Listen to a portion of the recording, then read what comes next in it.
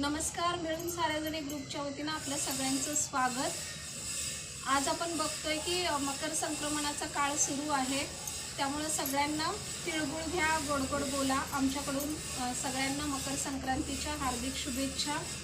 आज आम्ही बघतोय की सगळीकडे हळदी कुंकाला जाण्यासाठी आमच्या सगळ्याच मैत्रिणी नटून फटून फिरताना दिसत आहेत. त्यामुळं आज आम्ही कवी संमेलनासाठी मैत्री हा विषय निवडलेला आहे आणि मैत्रीवर आम्ही कविता सादर करणार आहोत. तत्पूर्वी सांगायला आनंद होतोय की काव्य वाचनची जी सुरुवात करता करता आम्हाला वर्ष होत आलेलं आहे. त्यामुळं आम्ही वेगवेगळ्या विषयावरच्या कविता सादर केलेल्या आहेत आणि याचं वर्ष होतं आहे. वर्धापन दिन आम्हाला साजरा करायचा आहे, त्यामुळं आम्ही एक असा मानस रचलेला आहे की आम्हाला बालकवी साहित्य संमेलन घ्यायचं आहे, कवी संमेलन घ्यायचं आहे, बालकवी संमेलन. त्यामध्ये आम्हाला 7 ते 12 वयोगटातील मुलं मुली यांचा सहभाग अपेक्षित आहे. ज्या पालकांना आता मुलांना कवितेची आवड आहे असं जाणवत असेल किंवा जी मुलं बघतायत त्यांना वाटत असेल की मी पण कविता म्हणू शकतो, तुमच्या पुस्तकातली कविता असू देत किंवा कुठल्या कवींची आवडत्या कवीची कविता असू देत, निसर्गाची असू देत, कुठल्याही विषयावरची कविता तुम्ही आपल्या या संमेलनामध्ये सादर करू शकता आणि लवकरच त्याचं तारीख, स्थळ, वेळ सगळं काही आम्ही आपल्याला सांगणार आहोत. परंतु तत्पूर्वी ह्या व्हिडिओच्या खाली आमच्या सगळ्यांची नावं आणि मोबाईल क्रमांक असणार आहे. तिथं तुम्ही नाव नोंदणी त्या क्रमांकावर तुम्ही संपर्क साधा आणि पुढच्या सगळ्या गोष्टी तुम्हाला माहिती होतील. 7 ते 12 वयोगट आहे, त्यांच्यासाठी बालकवी संमेलन मिळून साऱ्याजणी ग्रुपच्या वतीनं आयोजित केलेलं आहे. आपला सहभाग अपेक्षित आहे आणि हे डिक्लेअर आम्ही केलं आहे, त्यामुळं सगळ्यांचं स्वागत. सगळ्या मुलांची आम्ही वाट बघतोय. छोट्या मुलांनी नक्की सहभागी व्हा आणि छान छान कविता सादर करा आणि असंच बार्शी संचार चॅनल सबस्क्राईब करा, व्हिडिओला लाईक करा. सगळ्यात महत्त्वाचं म्हणजे तुमच्या कमेंटमधून आम्हाला प्रतिक्रिया द्या. तुम्हाला कुठल्या विषयावरच्या कविता जर ऐकायच्या असतील, कुठल्या कवींच्या, त्या आवर्जून आम्हाला सुचवा. आम्ही त्यावर कविता नक्कीच सादर करू. आता आपण कविता ऐकूयात. अरुणा आपल्यापुढे कविता सादर करेल. नमस्कार. मैत्रीसाठी जागा नसते, मैत्रीसाठी भाषा नसते, ती मैत्री कुठेही होते. त्यासाठी ओळखीची गरज नसते, मैत्रीला वय नसते, मैत्रीला जात नसते, ती कशी होते. त्यासाठी पैशाची गरज नसते, मैत्रीला फक्त मित्र हवे, कुठेही कसेही भेटायला हवे. काय झाले ते न सांगता ओळखायला हवे, चुकले तर न चुकता मारायला हवे आणि संकटाला न चुकता साथ देणारे हवे. अशी ही मैत्री. नमस्कार. मस्त, छान छान छान. यानंतर माधवी आपल्या पुढे कविता सादर करते. नमस्कार सगळ्यांना. माझ्या कवितेचं नाव आहे मैत्रीण. सक्षम, सक्रिय, उदार सखी एक गवसली, मैत्रीण या नात्यास तू सार्थ अशी शोभली. भावलेल्या स्वभावास वर्णावेसे वाटले, भावलेल्या स्वभावास वर्णावेसे वाटले, तुझवर सखे थोडे बोलावेसे वाटले, तुझवर सखे थोडे बोलावेसे वाटले. सप्तरंगी जीवनातली सखी तू इंद्रधनू, शालू नेसलेल्या अवनीवरची बहरलेली बागत जणू. गंध देण्या चाफेकळीस फुलावेसे वाटले, गंध देण्या चाफेकळीस फुलावेसे वाटले, तुझवर सखे थोडे बोलावेसे वाटले.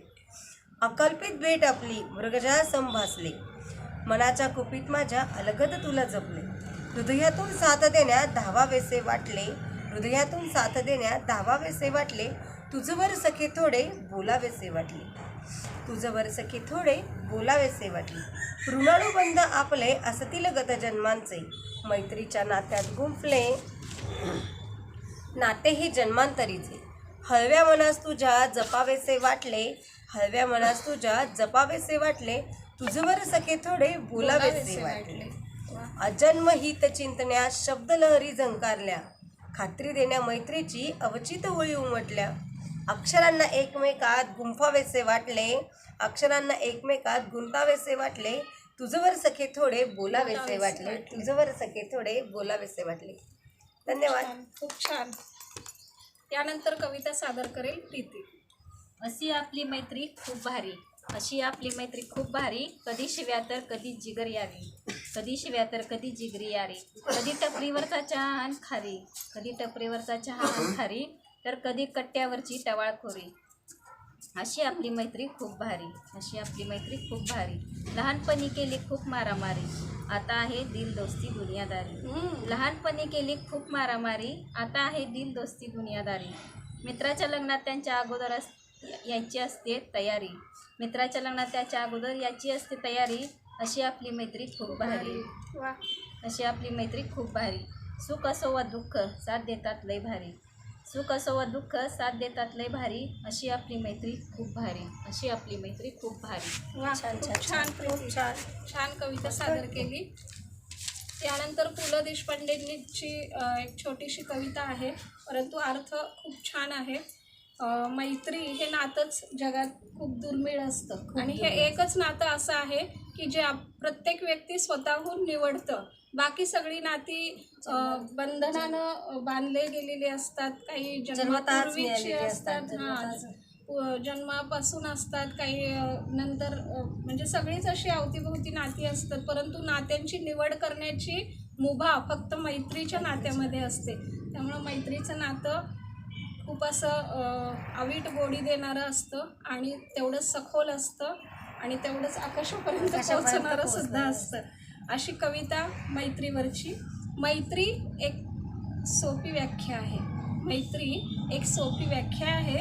रोज आठवण व्हावी असं काही नाही, रोज आठवण व्हावी असं काही नाही, रोज भेट व्हावी असं काही नाही. एवढंच काय रोज बोलावं असंही काही नाही, एवढंच काय रोज बोलावं असंही काही नाही. पण मी तुला विसरणार नाही ही झाली खात्री, मी तुला विसरणार नाही ही झाली खात्री. याची तुला जाणीव असणं ही झाली मैत्री. शेवटी काय हो, भेटी नाही झाल्या तरी गाठी बसणं महत्त्वाचं, भेटी नाही झाल्या तरी गाठी बसणं महत्त्वाचं. ज्यांनी हे जाणलं त्यांनी माणसातलं माणूस पण जाणलं. असं मैत्रीचं नातं टिकवा आणि आयुष्य आनंदानं जगा, आणि आयुष्य आनंदानं जगा. कविता ऐकल्याबद्दल धन्यवाद.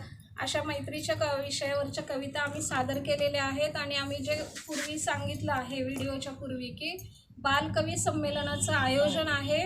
वेळ, तारीख, स्थळ हे नंतर सांगितलं जाईलच, परंतु आमच्या या मिळून साऱ्याजणी ग्रुपच्या काव्य वाचनाचं वर्धापन दिनानिमित्त आम्ही हे काव्यवाचन घेणार आहोत. त्यामुळं 7 ते 12 वयोगटातील मुलांनी आमच्याकडं नावं द्यायची आहेत आणि रीतसर त्यांची नोंदणी करून घेतली जाईल. त्यामुळं असेच आमचे व्हिडिओ बघत राहा आणि नक्कीच कसे वाटले ते आम्हाला सांगत राहा. धन्यवाद.